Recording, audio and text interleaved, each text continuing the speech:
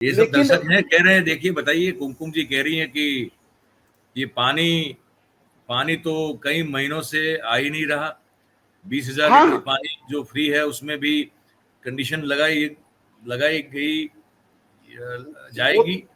एक लैंड पर कितने भी फ्लैट हो, 20,000 लीटर सिर्फ एक ओनर को ही मिलेगा। ये देखिए, ये है आपकी दर्शक है हमारे दिल्ली के।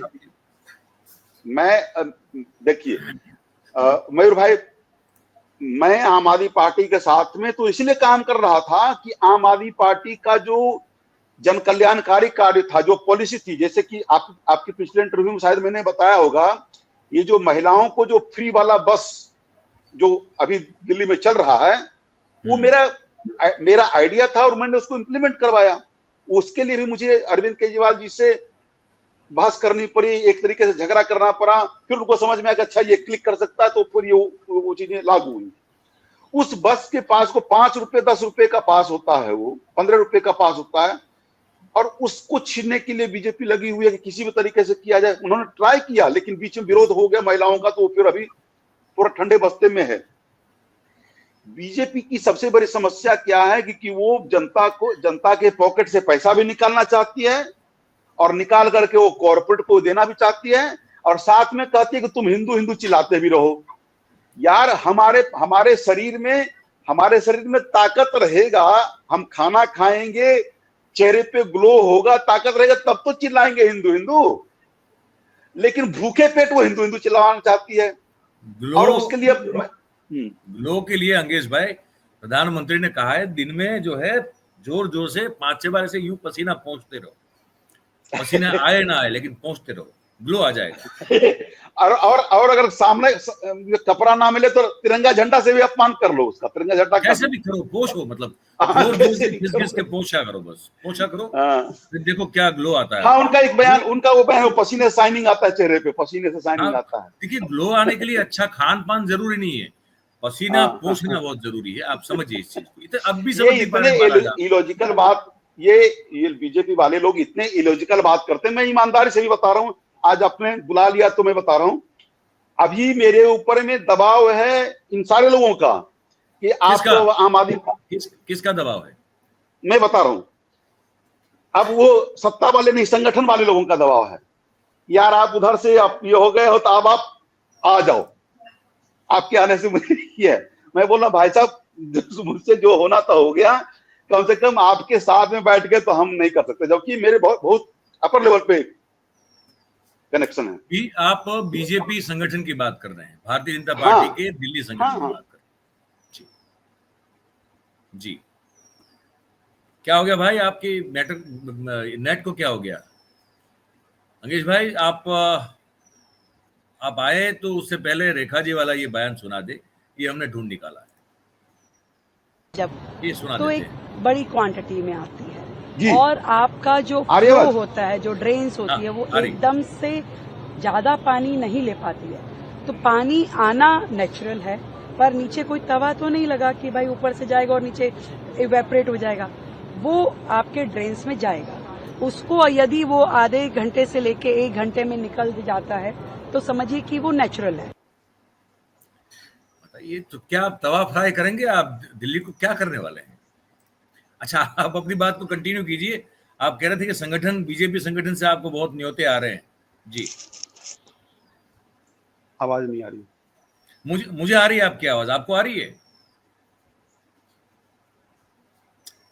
अगर आपको आवाज नहीं आ रही है तो एक बार फिर से जुड़ जाइए। मैं फिर से ज्वाइन कर रहा हूँ, फिर से ज्वाइन ज्वाइन कीजिए। तब तक हम आपको एक और दृश्य दिखाते हैं दोस्तों। ये तो दिल्ली की मुख्यमंत्री साहिबा थी, इसको एक बार फिर से सुने। ये तो मतलब ऐसा बयान तो भाई यही लोग दे सकते हैं। जब तो एक बड़ी क्वांटिटी में आती है, और आपका जो फ्लो होता है, जो ड्रेन्स होती है, वो एकदम से ज्यादा पानी नहीं ले पाती है। तो पानी आना नेचुरल है, पर नीचे कोई तवा तो नहीं लगा कि भाई ऊपर से जाएगा और नीचे इवेपोरेट हो जाएगा। वो आपके ड्रेन्स में जाएगा। उसको यदि वो आधे घंटे से लेके 1 घंटे में निकल जाता है, तो समझिए कि वो नेचुरल है। अब आप समझ लीजिए, बस ऐसा ही होता है, ऐसे ही चलेगा। और बाकी ये वो मुख्यमंत्री हैं जिन्होंने मुख्यमंत्री बनने के बाद प्रधानमंत्री से मुलाकात की और फिर आके वो गदगद हो गई और उन्होंने कहा कि मैं जब प्रधानमंत्री से मिली तो वहां उनमें से एक अद्भुत ऊर्जा का एक प्रवाह बह रहा था और उस प्रवाह में वो कुछ अभिभूत हो गई। वो प्रवाह ऊर्जा का उन तक पहुंच गया और वो भी नव चेतना से एकदम नव अंकुरित हो गई। ऐसा कुछ उन्होंने कहा है कि वो मुख्यमंत्री हैं। तो अंगेश भाई तो आएंगे, नेट का कुछ गड़बड़ मेरे यहाँ भी है, उनके यहाँ भी हो सकता है। हमारे यहाँ अहमदाबाद में, गुजरात में देखिए मैं बता दूं, बारिश बहुत जबरदस्त हो रही है ना। ये आते हैं उससे पहले बता दें, गांधीनगर में ही जो है वो तो 2 अंडर ब्रिज जो होते हैं ऐसे हैं जहाँ पे 2 वॉल्वो बसें जो है, लग्जरी बसें, वो फंसी हुई है। 5 लोगों का रेस्क्यू किया गया वहां पे, है ना। अहमदाबाद में कल रात को बड़ी जोरों की बारिश हुई है, रात को बिजली और कड़की है बहुत सारी और बारिश बहुत सारी हुई है। अहमदाबाद में भी जो हमारा एक वो अंडरपास है अखबार नगर में, डी केबिन अंडरपास कहते हैं उसको, वो बंद कर दिया गया है। छोटा उदयपुर में एक ट्रक जो है वो बह गई है। डांग जिले में बहुत जबरदस्त बारिश है। तो बारिश के चलते क्या होता है, ये आपका हो जाता है गड़बड़, थोड़ा वाईफाई का मामला। हमारा तो वैसे भी कभी ऐसे भी हो जाता है, तो ये तो बारिश का अच्छा बहाना है। तो हो सकता है कि शायद इसी हिसाब से हम लोग आज जल्दी काम बातचीत करने वाले थे, मेरे यहाँ वाईफाई काम नहीं कर रहा था ठीक से, तो हमने कहा कि देर से करते थोड़ा। अंगेश में वापस आ गए, तो आवाज आ रही है आपको मेरी? चलिए, अच्छी बात है। तो भाई साहब बताइए कि आपको भारतीय जनता पार्टी का संगठन अप्रोच कर रहा है, तो क्यों कर रहा है? अब आपका क्या इस्तेमाल करना है और क्या कहाँ आपका इस्तेमाल बाकी बचा है दिल्ली में, दिल्ली को कब्जा करने में, ये बता दीजिए। नहीं, उन्हें दिल्ली तो छोड़ दीजिए, उन्हें पता है ना कि मैं और कहाँ कहाँ काम कर सकता हूँ। हाँ बिल्कुल। और भी जगह तो हमने तो आपका गोवा, आम आदमी पार्टी में रहते हो, गोवा, बिहार, उत्तर प्रदेश, दिल्ली, सब जगह काम किया है, पंजाब। हाँ हाँ हाँ, ये बात है,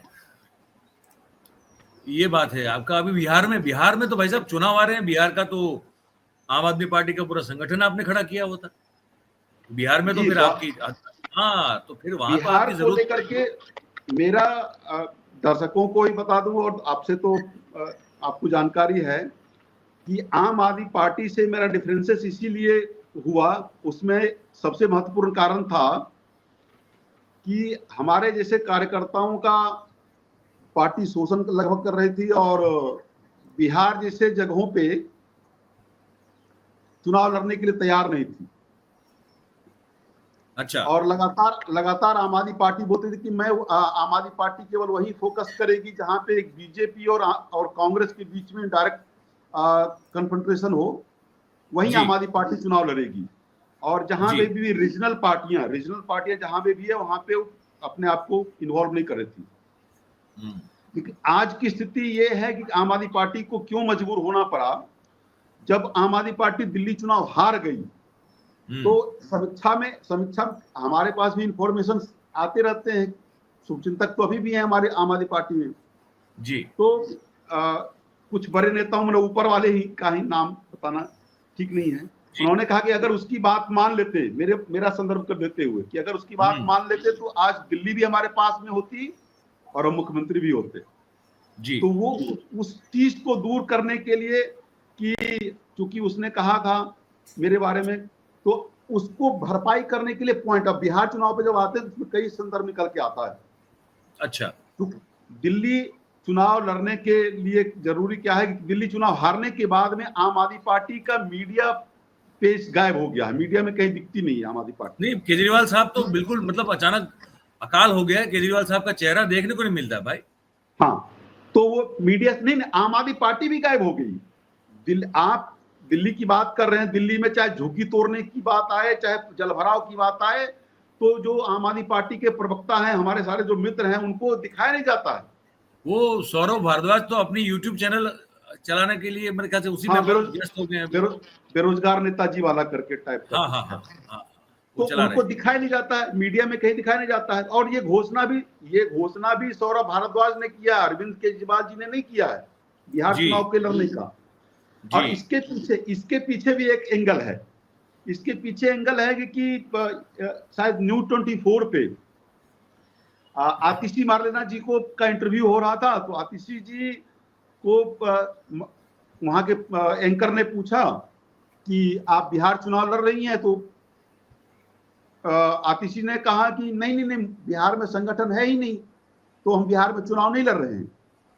और जस्ट इसके अपोजिट में चूंकि सौरभ का जानते ही कहानी, तो सौरभ ने उसको काउंटर करने के लिए कहा दिया कि भाई हम बिहार चुनाव लड़ रहे हैं।